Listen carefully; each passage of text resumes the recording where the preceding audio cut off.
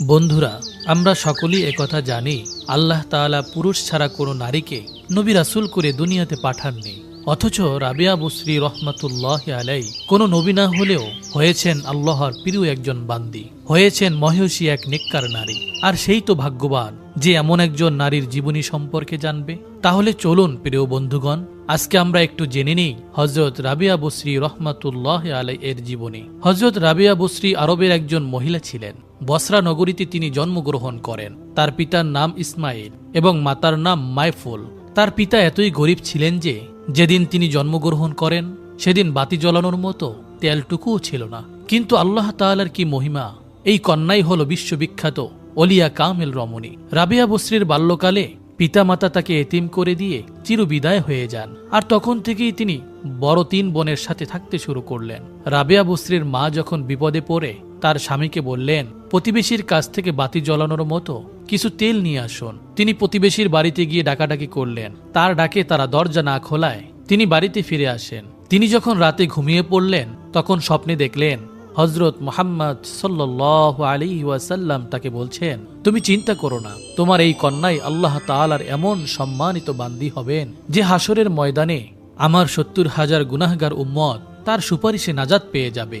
রাবিয়া বসরির পিতামাতা মারা যাবার পর বসরায় দুর্ভিক্ষ দেখা দেয়। তখন তার 3 বোনেরাও তার নিকট থেকে চলে যায়। এই সময় রাবিয়া বসরিকে একা পেয়ে কিছু দুষ্ট লোক এসে রাবিয়া বসরিকে নিয়ে চলে যায় এবং এক ইহুদির কাছে তাকে বিক্রি করে দেয়। সেই থেকে তিনি দাসী হিসেবে জীবন কাটাতে থাকেন। তিনি সারাদিন কাজ করতেন, তবুও ইহুদি নানা প্রকার অত্যাচার এবং নিষ্ঠুরভাবে তাকে মারধর করত। সবকিছু তিনি মুখ বুজে মেনে নিতেন। একদিনের ঘটনা, রাবিয়া বসরি ইহুদির কাজে কোথাও যাচ্ছিলেন। সেই সময় অচেনা এক পুরুষের সাথে দেখা হয়ে গেল। তখন তিনি তাড়াতাড়ি পাশে সরে যেতেই হোঁচট খেয়ে পড়ে যান। তখন তার এক হাত ভেঙে যায়। তখন তিনি সেজদায় পড়ে কাঁদতে শুরু করলেন আর বলতে লাগলেন, হে আল্লাহ, আমি এতিম দরিদ্র, আপনার অসহায় এক বান্দি। এখন আমার একটি হাত ভেঙে গেল, তবু আমার কোনো দুঃখ নেই। আমি আপনার প্রতি সন্তুষ্ট। আপনি শুধু আমাকে এতটুকু বলে দিন, আপনি আমার উপরে সন্তুষ্ট আছেন কিনা। তখন গায়েব থেকে আওয়াজ আসলো, হে রাবিয়া, তুমি আর কান্না করো না, তুমি কোনো চিন্তাও করো না। হাসরের ময়দানে তোমার মর্যাদা এত উচ্চ হবে যে আসমানের সকল ফেরেশতারাও তোমার প্রশংসা করতে থাকবে। এখন তুমি ইহুদির ঘরে চলে যাও। একথা শুনে তিনি ইহুদির ঘরে চলে আসলেন। রাবিয়া বসরি প্রতিদিন রোজা রাখতেন, সেই সাথে কঠোর পরিশ্রম করে সারাদিন ইহুদির কাজ করতেন। রাতে যখন সবাই ঘুমিয়ে যেত তখন রাবিয়া বসরি আল্লাহর ইবাদতে লিপ্ত হয়ে যেতেন এবং সারা রাত নামাজ আদায় করতেন। তিনি যখন মোনাজাত করতেন তখন কান্না করে বলতেন, হে আল্লাহ, আমার শুধু মনে চায় আমি সারাদিন আপনার ইবাদত করি, কিন্তু তা করতে পারি না মনিবের কাজের জন্য। তাই আপনি আমার উপর রাগ করবেন না আর আমাকে আপনি দয়া করে ক্ষমা করে দিন। এইভাবে রাবিয়া বসরি 12 বছর ইবাদত করার পর একদিন রাবিয়া বসরির মনিব ঘুম থেকে জেগে শুনতে পেল গুনগুন শব্দ। তাই ইহুদি রাবিয়ার ঘরে আসলো। এসে অনেকটাই অবাক হলো যে এই অন্ধকার ঘরটি নূরের আলোয় আলোকিত ছিল। সেই সময় রাবিয়া বসরির মাথার উপরে একটি নূরের ফানুস ঝুলানো ছিল। সেই আলোতে সারা ঘর আলোকিত ছিল। রাবিয়া বসরি সিজদায় পড়ে করুণ কণ্ঠে আল্লাহর কাছে বলছিলেন, হে আল্লাহ, আমি তোমার আশেক, সব সময় আমার মনে চায় তোমার ইবাদত করতে থাকি। এটাই আমার অন্তরের শান্তি। আমি যদি স্বাধীন থাকতাম তাহলে এক মুহূর্ত তোমার ইবাদত না করে থাকতাম না। তুমি আমাকে একবারের জন্য হলেও দেখা দাও। তোমার বিরহ যন্ত্রণা আর সইতে পারছি না। আমার অন্তরে সবসময় তোমার বিরহের তুফান বয়ে যাচ্ছে। রাবিয়া বসরির মনিব তার মোনাজাত শুনে পাগল হয়ে গেল আর বলল, এমন আবেদা বুজুর্গ মহিলার কাছ থেকে খেদমত নেওয়া উচিত নয়, বরং তারই খেদমত করা আমাদের উচিত। তাই পরের দিন সকালে রাবিয়া বসরির মনিব তাকে ডেকে নিয়ে বলল, আম্মাজান, আমি আপনাকে না চিনে আপনার সাথে যে খারাপ আচরণ করেছি এবং খারাপ ব্যবহার করেছি তার জন্য আপনি আমাকে ক্ষমা করে দিন। আজ থেকে আপনাকে আমি স্বাধীন করে দিলাম। আপনার যদি মন চায় আমার ঘরে আপনি থাকতে পারেন। আমরা সবাই মিলে সব সময় আপনার খেদমত করতে থাকব। আর আপনি যদি থাকতে রাজি না হন তাহলে আপনার যেখানে যেতে মনে চায় সেখানে চলে যেতে পারবেন, আমি কোনো বাধা দেব না। এই অনুমতি পেয়েই সেখান থেকে রাবিয়া বসরি চলে গেলেন এবং আল্লাহ তাআলার ইবাদতে মশগুল হয়ে গেলেন। রাবিয়া বসরি দিন রাত 1000 রাকাত নামাজ আদায় করতেন। আরবের শ্রেষ্ঠ ওলি, বিখ্যাত সুফি হাসান বসরি রহমতুল্লাহি আলাইহির মজলিসে গিয়ে তার ওয়াজ মনোযোগ দিয়ে শুনতেন। হাসান বসরি রহমতুল্লাহি আলাইহি তাকে স্নেহের চোখে দেখতেন। নির্জনে বসে আল্লাহর ইবাদতের জন্য একটি স্থান বাছাই করে সেখানে দীর্ঘ 40 বছর আল্লাহর ইবাদতে মশগুল ছিলেন। হযরত রাবিয়া বসরি তিনি 40 বছর পর্যন্ত ঘুমাননি, একমাত্র আল্লাহ তাআলার ইবাদত করতেন। তিনি সারা দিন রোজা রাখতেন এবং নামাজ পড়তেন। ঘুমে যখন তার চোখ বন্ধ হয়ে যেত তখন চোখে তিনি বলতেন, হে চোখ, যতদিন তুমি দুনিয়াতে থাকো ততদিন তুমি ঘুমের আশা করো না। যখন তুমি দুনিয়া থেকে চিরবিদায় হয়ে কবরে শুয়ে থাকবে তখন কিয়ামত পর্যন্ত নিশ্চিন্তে ঘুমিও। আর যখন তিনি সূর্য উদয় হতে দেখতেন তখন বলতেন, হে মন, এই মনে হয় তোমার জীবনের শেষ সূর্য। যখন আজান পড়ত তখন ভাবতেন কিয়ামত দিনের ইসরাফিলের সিংহায় ফুঁক দেবার কথা। যখন প্রচণ্ড গরম পড়ত তখন তিনি হাসরের মাঠে সূর্যের কিরণে তামার জমিনের গরমের কথা ভাবতেন। যখন তিনি নামাজ আদায় করতেন তখন নামাজে ভুল ত্রুটি যেন না হয় সে বিষয়ে খেয়াল রাখতেন। একদিনের ঘটনা, রাবেয়া বসরির বাড়িতে 2 জন আলেম লোক আসলেন। তারা নিজেরা বলাবলি করছিলেন, তিনি যদি আমাদেরকে এখন কিছু খেতে দিতেন তাহলে খুব ভালো হতো। তখন রাবিয়া বসরির কাছে তেমন কোনো খাবার ছিল না তাদের দেয়ার মতো। তখন তিনি 2টি রুটি এনে খেতে দিলেন। সেই সময় রাবেয়া বসরির কাছে একজন ভিক্ষুক আসলো, এসে বলল, আমি খুব ক্ষুধার্ত, আমাকে যদি কিছু খাবার দেন তাহলে আমি খেতাম। তখন রাবেয়া বসরি তাদের সামনে থেকে খাবার এনে ভিক্ষুককে দিয়ে বিদায় দিলেন। কিছুক্ষণ পর প্রতিবেশী এক মালকিন দাসীকে দিয়ে তার জন্য কিছু খাবার পাঠালো। দাসী এসে বলল, আমার মালকিন আপনার জন্য এই খাবার পাঠিয়েছেন। রাবেয়া বসরি ডাকনা খুলে দেখেন সেখানে কিছু রুটি রয়েছে। রাবেয়া বসরি তা গুনতে শুরু করলেন। গুনে দেখলেন 18টি রুটি রয়েছে। তিনি দাসীকে খাবার ফেরত দিয়ে বললেন, 2টি রুটি কম রয়েছে, তুমি এগুলো নিয়ে যাও। 2টি রুটি কম থাকার কারণ হলো দাসী সেখান থেকে তার নিজের জন্য 2টি রুটি রেখে দিয়েছিল। দাসী রুটিগুলো নিয়ে চলে গেল। দাসী নিজের জন্য যে 2টি রুটি রেখে দিয়েছিল তা বাকি রুটির সাথে মিলিয়ে 20টি রুটি বানিয়ে আবার রাবেয়া বসরির কাছে নিয়ে আসলেন। এবার রাবেয়া বসরি রুটিগুলোকে গুনে নিলেন। এখন দেখলেন 20টি রুটি হয়েছে। এই রুটিগুলো আমার জন্যই পাঠানো হয়েছে। দাসী সেখান থেকে চলে গেল।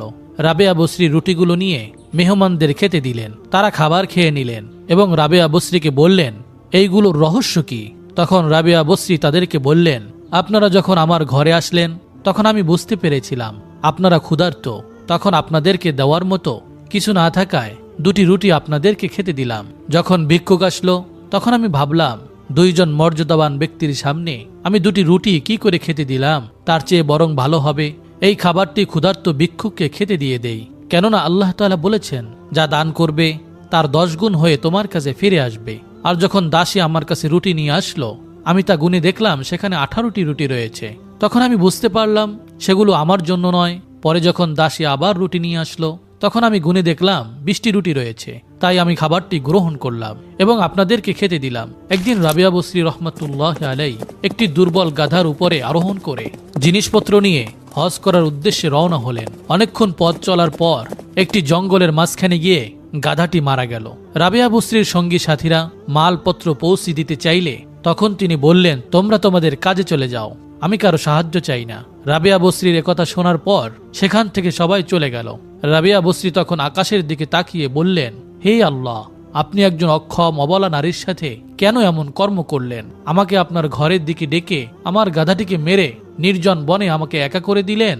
একথা বলার পর গাধাটি আবার উঠে দাঁড়ালো। সে আবার গাধার পিঠে আরোহণ করে রওনা দিলেন। মক্কা শরীফের কাছে গিয়ে কেঁদে কেঁদে বলতে লাগলেন, হে আল্লাহ, আমাকে তুমি মাটি দিয়ে সৃষ্টি করেছ, এই ঘরটি পাথরের ঘর, আমি এই পাথরের ঘর দিয়ে কি করব? আমার এগুলোর প্রয়োজন নেই, আমি একমাত্র তোমাকেই পেতে চাই। হযরত রাবিয়া বসরি রহমাতুল্লাহ আলাই তৃতীয়বার হজ করার উদ্দেশ্যে রওনা হলেন। 7 বছর পর আরাফার ময়দানে গিয়ে উপস্থিত হলেন। সেখানে গিয়ে বললেন, হে আল্লাহ, আপনার বিরহের আগুনে আমি পুড়ে যাচ্ছি, এই যন্ত্রণা আমি আর সহ্য করতে পারছি না, এবার আপনি আমাকে দেখা দিন। তখন আওয়াজ আসলো, হে রাবেয়া, এটা কেমন দর্শনের প্রার্থনায় তোমাকে পেয়ে বসেছে? তুমি যদি আমার দর্শন কামিনী হয়ে থাকো তবে আমার কাছে দরখাস্ত করো, আমি আমার নূরের ঝলক প্রকাশ করব। তখন আমার নূরের ঝলকে তুমি পুরে ভর্ষ হয়ে যাবে। তখন রাবিয়া বসরি বললেন, হে আল্লাহ, আপনার নূরের ঝলক সহ্য করার মতো শক্তি আমার নেই।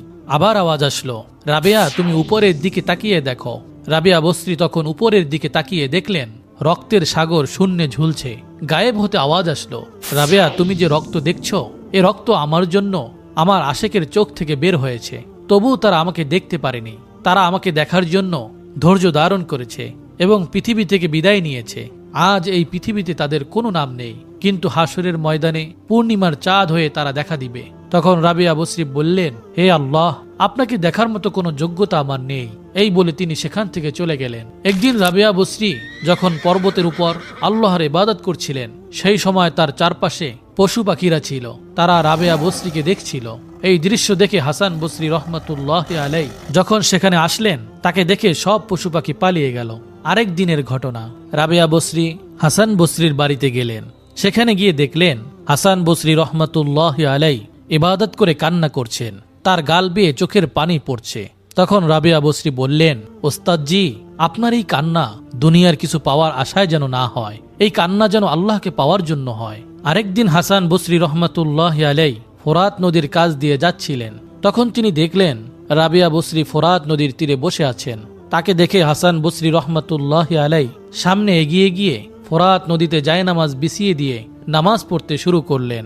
এই দৃশ্য দেখে রাবিয়া বসরিও তার জায়নামাজ আকাশে উড়িয়ে দিয়ে নামাজ পড়তে শুরু করলেন।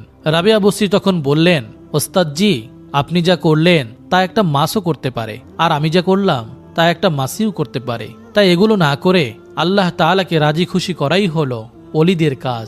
আরেকদিন হাসান বসরি রহমতুল্লাহ আলাই কয়েকজন বন্ধুদেরকে নিয়ে রাবিয়া বসরির নিকট সাক্ষাৎ করতে গেলেন। সেই সময় রাবিয়া বসরির ঘরে কোনো আলো ছিল না। তিনি তাদের আগমন বুঝতে পেরে নিজের হাতের আঙ্গুলের অগ্রভাগে ফু দিলেন। অমনি তা আগুনের ন্যায় জ্বলে উঠল, সারা ঘর আলোকিত হয়ে গেল। রাবিয়া বসরি হাসান বসরি রহমতুল্লাহ আলাইকে বললেন, মোমবাতির ন্যায় নিজের আলো দিয়ে জগৎকে আলোকিত করুন, নিজেকে সবসময় আল্লাহর প্রেমের আগুনে জ্বালাতে থাকুন, দিন রাত আল্লাহর ইবাদত করতে করতে সূচের মতো চিকন হয়ে যান। রাবিয়া বসরি দিন রাত মিলে 1000 রাকাত নামাজ আদায় করতেন। রাত যখন গভীর হয়ে যেত তখন তিনি ঘরের ছাদে চলে যেতেন আর দোয়া করতেন, হে আল্লাহ, তারাগুলো কি সুন্দরভাবে জ্বলছে, লোকদের চোখগুলো নিদ্রায় অন্ধকার হয়ে আছে, আর এখানে আমি একা রয়েছি তোমার সঙ্গে। এই বলে তিনি ইবাদত শুরু করতেন। যখন দেখতেন রাত ঘনিয়ে বোর হতে লাগলো, তখন তিনি এ দোয়া করতেন, হে আল্লাহ, রাত প্রায় শেষ হতে লাগলো, আমার কতই না সাধ যে সারা রাত তোমার ইবাদত করলাম। আমার এই ইবাদতগুলো তুমি কবুল করেছো কিনা জানার। তুমি আমাকে জীবন দিয়েছ, আমার খেয়াল রাখছো। তুমি যদি আমাকে তোমার দরজা থেকে বিতাড়িত করো, তবু আমি তোমার ভালোবাসার টানে তোমাকে কোনোদিনও ত্যাগ করে যাব না। হে আমার বন্ধু, হে আমার আশ্রয়দাতা, হে আমার আনন্দ, আমার পালনকর্তা, তুমি আমার প্রাণ। তোমায় পাওয়ার আশাই আমাকে জীবিত রেখেছে, তোমার ভালোবাসাই আমার কামনা, তুমি ছাড়া আমার কেউ নেই। তুমি যদি আমার উপর সন্তুষ্ট থাকো তাহলে আমার সুখ পরিপূর্ণ হয়েছে। হে আল্লাহ, তুমি কি সেই হৃদয়কে জাহান্নামের আগুনে জ্বালাবে যে হৃদয় সব সময় তোমাকে ভালোবাসে? তখন গায়েব হতে আওয়াজ আসলো, রাবিয়া, আমার এমন প্রেমিকের সাথে আমি এরকম করব না, তুমি আমার সম্পর্কে এমন ধারণা করো না। একদিন হাসান বসরি রহমতুল্লাহ আলাই রাবিয়া বসরিকে বললেন, এখন আপনার বিবাহ বন্ধনে আবদ্ধ হওয়া উচিত। তখন রাবিয়া বসরি বললেন, আমার অস্তিত্ব নেই, আমার দেহ নেই, আমি স্বাধীন নই, আমি আল্লাহ তাআলার অধীনে বন্দী, আর তাই আমার বিবাহের আলোচনা তার সাথেই করা উচিত। রাবিয়া বসরির এই কথা শুনে হাসান বসরি রহমতুল্লাহ আলাই বললেন, রাবিয়া, তুমি এ উচ্চ স্থানে কিভাবে উঠলে? তখন তিনি বললেন, আমি পৃথিবীর আরামকে আল্লাহ তাআলার জন্য বিলীন করে দিয়েছি। তখন হাসান বসরি রহমতুল্লাহ আলাই বললেন, তুমি আল্লাহ তাআলাকে কেমন করে চিনলে? তিনি বললেন, আল্লাহ তাআলা আমার অন্তরকে উদয় করে দিয়েছেন, কারণ আমি যখন জীবিকার জন্য কয়েক আটিশোটা বিক্রি করে 2 দিরহাম মূল্য পেয়ে 1 দিরহাম ডান হাতে আর 1 দিরহাম বাম হাতে গ্রহণ করেছি, এই ভয়ে যে আমি যেন লোভে না পড়ে যাই, আর এই লোভ আমাকে সুপথ ছাড়িয়ে বিপথে নিয়ে যেতে পারে, আর এটাই আমার আল্লাহকে পাওয়ার একমাত্র পথ। হযরত রাবিয়া বসরি রহমতুল্লাহ আলাই বললেন, একদিন আমি হুজুর সাল্লাল্লাহু আলাইহি সাল্লামকে স্বপ্নে দেখলাম। তিনি আমাকে বললেন, রাবিয়া, তুমি কি আমাকে ভালোবাসো? আমি তখন বললাম, পৃথিবীতে এমন কোন মুসলমান কি আছে যে আপনাকে ভালোবাসে না? কিন্তু আমার অন্তরে আল্লাহ তাআলার মহব্বত এমন ভাবে জড়িয়ে আছে যে সেখানে আর কারো ভালোবাসার স্থান পায় না। রাবিয়া বসরি বলেন, আল্লাহ তাআলার মহব্বত 18,000 আলেমের সামনে ঘুরতে থাকে, আর যার ইচ্ছা সে এক চুমুক পান করে, আর কোটি কোটি মানুষ তার দিকে ফিরেও চায় না। তখন আল্লাহর জিনিস আবার আল্লাহর সাথে মিলিত হয়ে যায়, আর সেই সময় আল্লাহ তাআলার দরবার থেকে ঘোষণা করা হয়, যারা আল্লাহকে ভালোবাসে তাদেরকে আল্লাহ তাআলাও ভালোবাসে। একবার একটানা 7 দিন রাবিয়া বসরি রোজা রেখে ইবাদতে মশগুল ছিলেন। 8ম রাতে ক্ষুধার জ্বালায় অস্থির হয়ে পড়লেন। এই সময় এক ব্যক্তি খাবার নিয়ে আসলো, খাবার দিয়ে চলে গেল। রাবিয়া বসরি তখন খাবার রেখে বাতি জ্বালানোর জন্য উঠে এক পাশে গেলেন। সেই সময় একটি বিড়াল এসে খাবারটি খেয়ে ফেলল। তখন তিনি ভাবলেন, পানি দিয়ে ইফতার করে নেব।